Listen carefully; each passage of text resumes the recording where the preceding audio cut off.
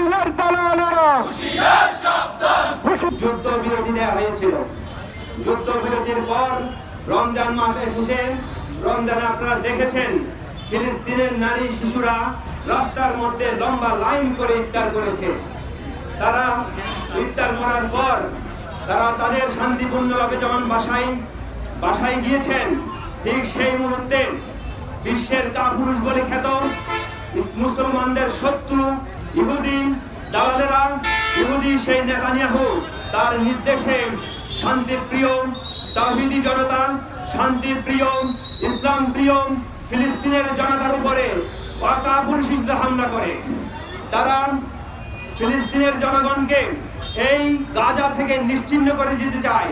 তবে আমরা তাদেরকে স্মরণ করে দিতে চাই, আল্লাহ রসুলের যুগে যেমন মুশরিকরা কাফেররা চুক্তি ভঙ্গ করে ইসলামকে ধূলিসাৎ করতে পারে নাই, আমরা বিশ্বাস করি গাজাতে ফিলিস্তিনে মুসলিমরা বসবাস করবে, ইনশাআল্লাহ একদিন ইসরায়েল বিধ্বংস হবে ইনশাআল্লাহ।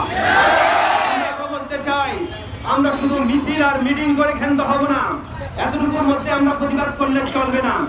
আমরা বাংলাদেশ থেকে ঘোষণা করতে চাই, বাংলাদেশ হচ্ছে 18 কোটি মানুষের বাজার।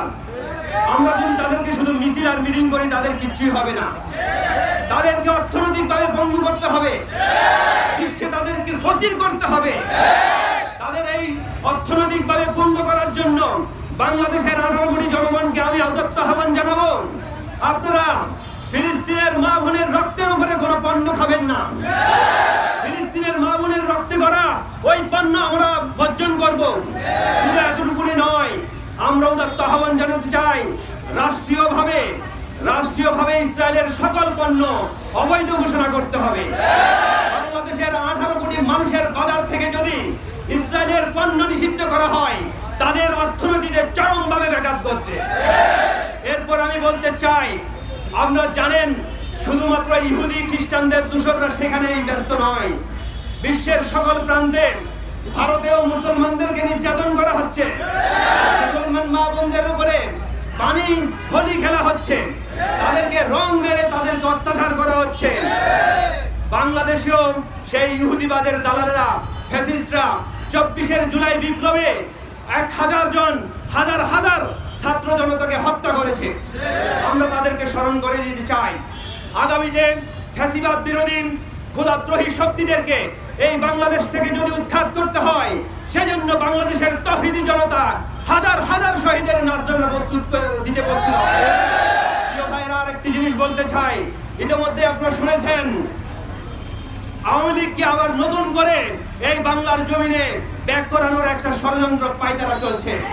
আমরা হুঁশিয়ার করে দিতে চাই, বাংলাদেশে 24 জুলাই বিপ্লবে যেই সব শহীদ হয়েছে, ওই সব শহীদদের বিচার করা পর্যন্ত এখানে কোনো ধরনের ব্যাকবান হবে না।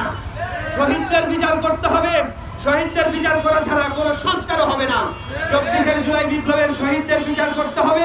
তারপরে ফ্যাসিস্ট গভর্নমেন্টের যারা দোষর ছিল তাদেরকে একে একে প্রশাসনে হোক যেখানে হোক তাদের বিচার করতে হবে। রাজনৈতিকভাবে আওয়ামী লীগের বিচার করতে হবে। রাজনৈতিক সিদ্ধান্তের আলোকে তারা খুনের হুলিয়া করেছে 24 জুলাই বিপ্লবে। প্রিয় দেশবাসী, প্রিয় বাংলাদেশের মেহনতি জনগণ, আপনাদের উদাত্ত আহ্বান জানাবো, আপনারা কখনো ইসরায়েলের পণ্য, ফিলিস্তিনের রক্তে রঞ্জিত এই পণ্য কখনো বুক করবেন না। উৎসবের খুশি হবে নগদে বেশি, কারণ ঘন্টায় ঘন্টায় আছে গিফট জেতার সুযোগ।